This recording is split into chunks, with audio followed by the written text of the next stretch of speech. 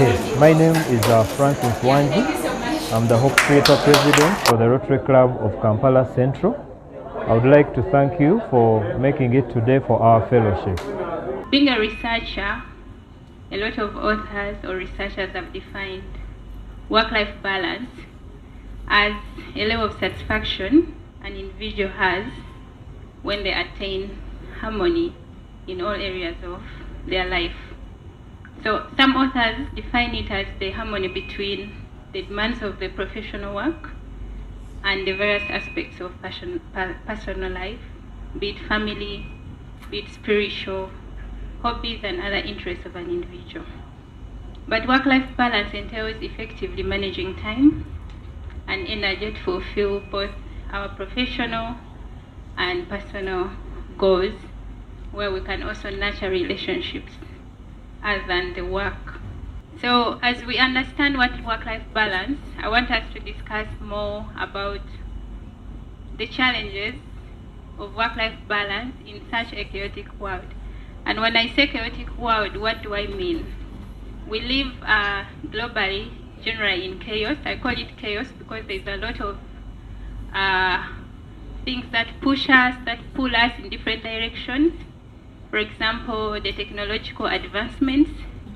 We see that whereas technology has helped the way we communicate, the way we work, but it's also a distraction on how we connect or we disconnect from work and relax and somehow connect to other areas of life.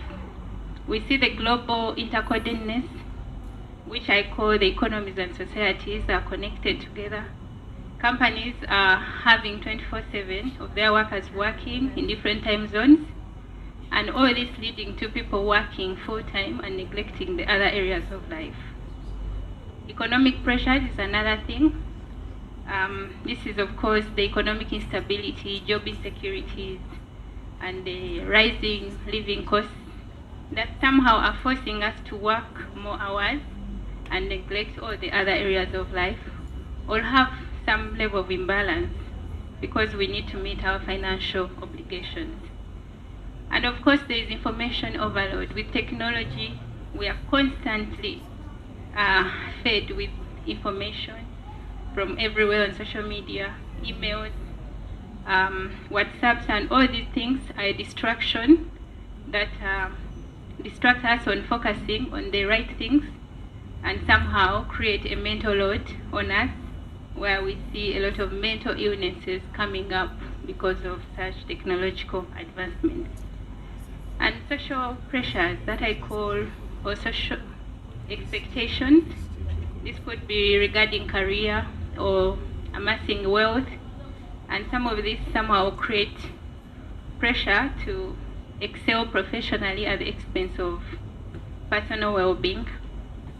And there has been constantly feeling of inadequacy and guilty that are very common because people haven't succeeded at those things. Then there is lack of boundaries, where it's difficult to establish between work and personal, especially now with the rise of flexible working hours and also remote work. So you're not able to differentiate the two, and the other things like environmental concerns. Now the impact of all this that I'm listing as chaos on work-life balance, how does that impact on an individual's work-life balance? One is increased stress and burnout, and because of the heavy workloads, the tight schedules and deadlines, and the constant pressure somehow have left us with no time to relax, to enjoy some bit of self-care. And with this, there's been an increment in mental illnesses and burnouts. Of course, all these are related to work stress. Poor health outcomes is one of the things that we have seen increasing lately due to the chaos we have. And we've seen people neglecting self-care and well-being because they have to work. So this has also led to the unhealthy lifestyle habits such as poor nutrition, lack of exercises, and this which further compromising our health. Strained relationships, that I cannot emphasize it, because we all know that they disconnect due to chaos coming from technology, smartphones, etc. The work schedules somehow have left us in disconnect with the people that we love. It could be our partners or children, friends, and all this has resulted into isolation and dissatisfaction. The other thing that has come up is the decreased productivity because of the workload, stress-related, the work-related stress. This has all left us fatigued, distracted, and therefore our productivity has gone lower, and giving us little opportunities to innovate and even adapt to the day-to-day world requirements. So what is now work-life balance, and what does it entail? And what are these pillars that we will talk about? Number one is the time management. Now we are talking about pillars. What if we have to have a good work-life balance? What are the things should we look at? One is the time management, and time management techniques that I will talk about. One is the prioritization. We live in a world where we are constantly chasing goals after goals. It could be financial goals, it could be spiritual goals, it could be anything else, physical goals, fitness and all that. But how do we prioritize what is important at what time, so that we do not neglect other areas of life and somehow have a sense of well-being? So we'll talk about prioritization. How do we come to prioritization? One of the things that we look at is the Eisenhower decision matrix. This matrix actually helps us to, it's a time management matrix which helps us to understand what is important and what is urgent, and somehow we are able to fit all the goals that we have in those boxes of urgency, the level of urgency and the level of importance. So we are able to assess and say taking children to school is important and urgent.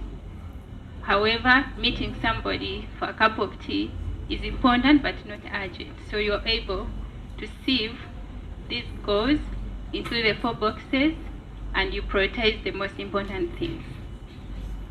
Now the other prioritization technique is the Pareto principle, which is the 80-20. I'm sure we've heard of this rule, where 80% of the things we do are actually coming from the 20% we put in.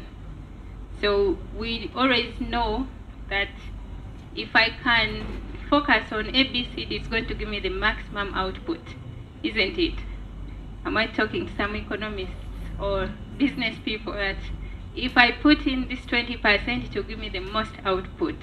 So this helps us to focus on those 20% because they will give us the most output.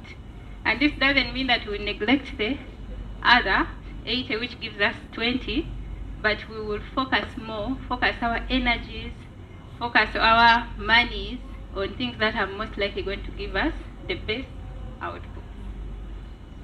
And of course, this helps us to determine which factors we can focus on, which factors we can invest in, or which capacity do we need to improve and achieve those goals.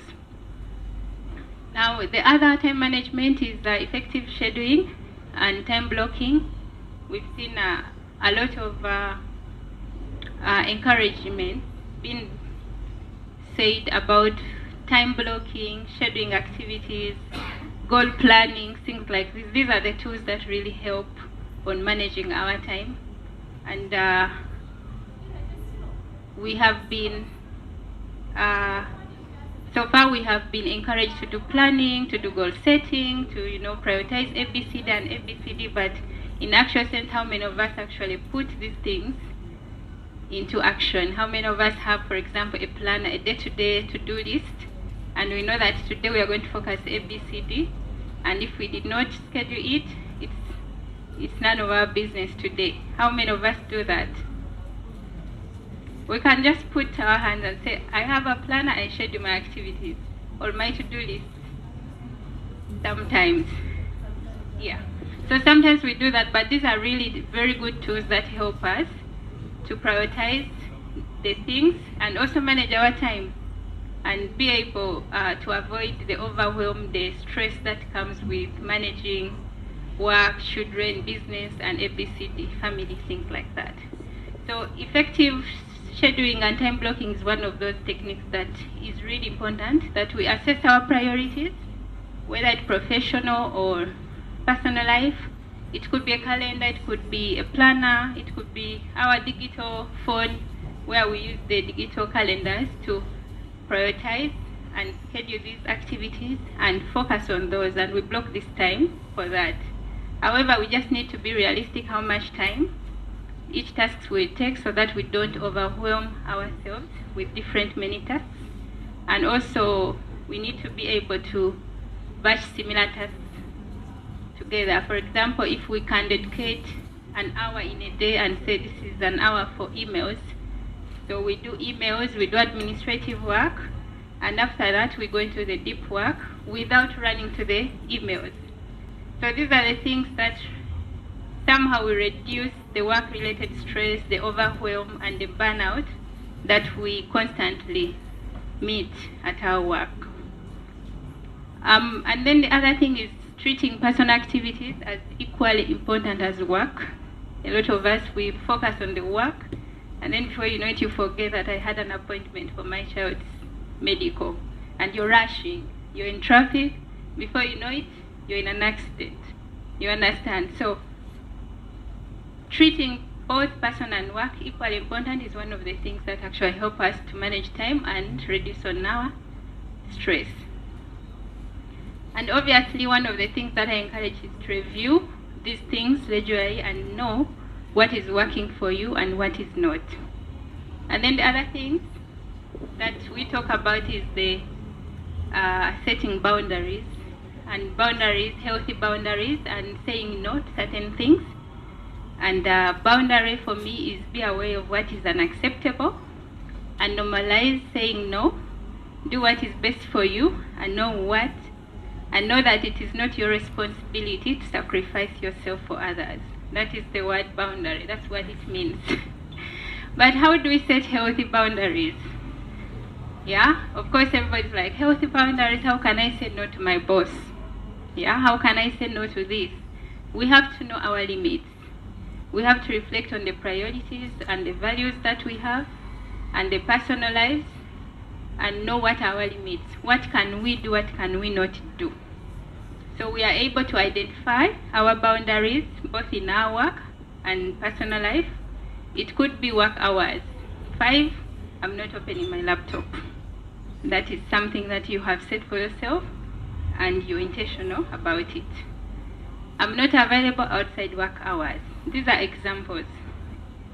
The type of task that you're willing to do. So you could actually set boundaries on that. If somebody is telling you, come and we do this, and according to your value, it doesn't sit right with you, it's a matter of saying, no, it doesn't sit well with my values, and say no.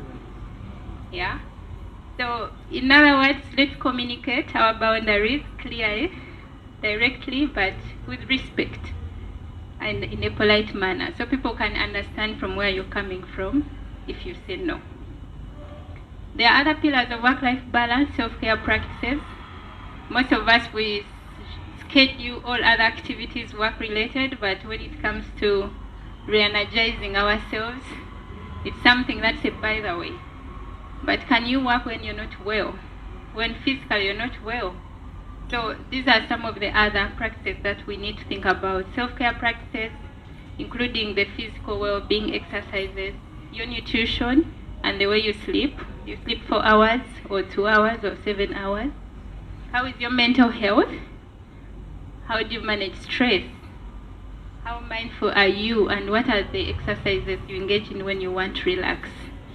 The other thing is the emotional well-being. How do you nurture relationships, and how do you seek support? Work environment optimization is one of the other pillars of work-life balance. Most organizations talk about work-life balance, but in actual sense, there is a gap between what it actually is.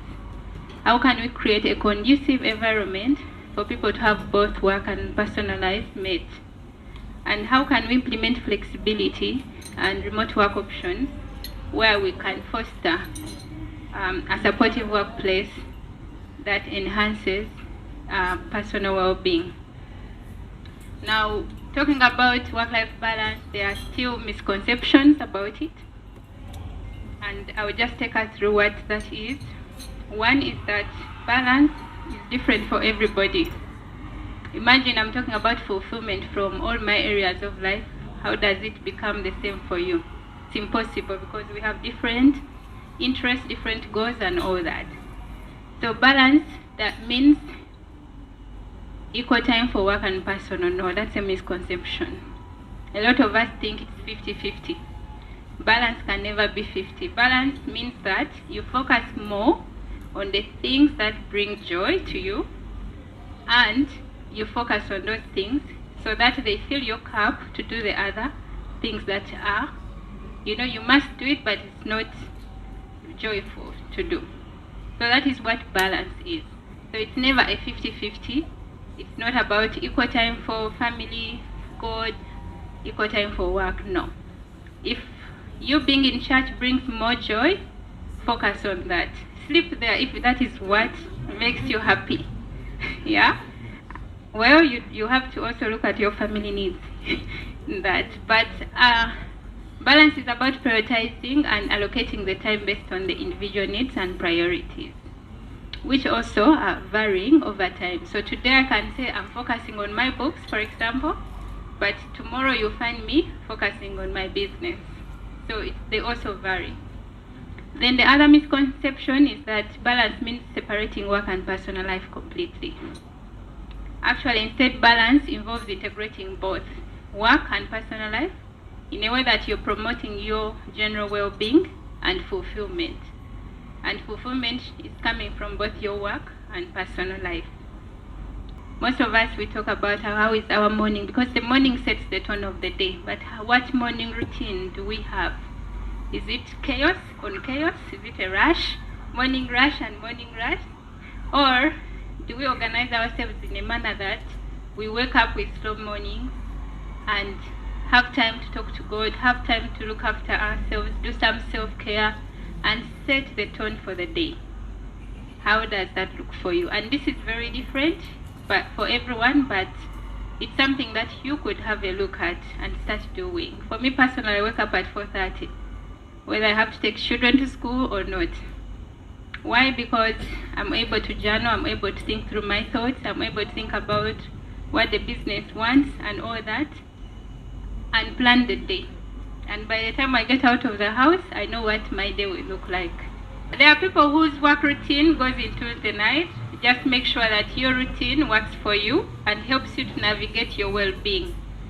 Not having a routine which is constantly putting in overwhelm and stress, and you end up burnt out. The last two things I will talk about is taking breaks. We always talk about you need to take a break, but how many of us are actually taking breaks from our work? How many people go for vacation and decide to close their computers? If you don't, this is the time you need to start.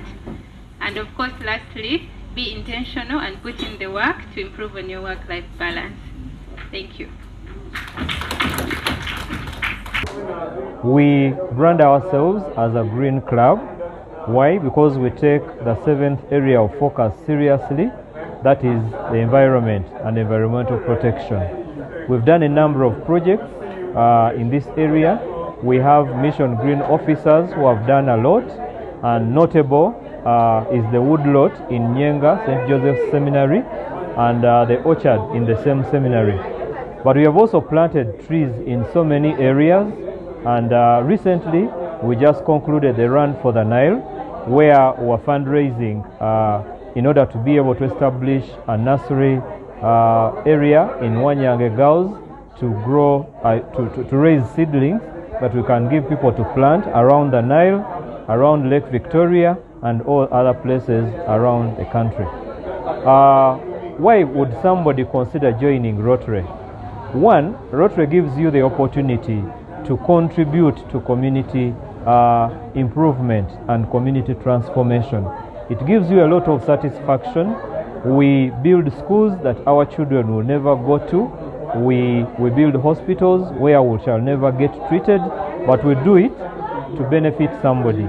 And we get the opportunity to pull resources together, different Rotarians around the world, and we are able to create a lot of impact with this joint effort from the different clubs. So the other thing is you'll be able to network with different people, you'll be able to grow, you'll be able to learn from other people, you'll be able to get business opportunities, you'll be able to learn from the presentations that happen, and you'll be able to make lifelong friends. That is the benefit that you can get from joining Rotary. The Rotary Club of Kampala Central meets at Hotel Africana every Wednesday from 6 to 7 p.m. But even after 7 p.m. we have very interesting after fellowships. We remain for social networking, and I would encourage you to come visit, stay for as long as you'd want, and enjoy the fun.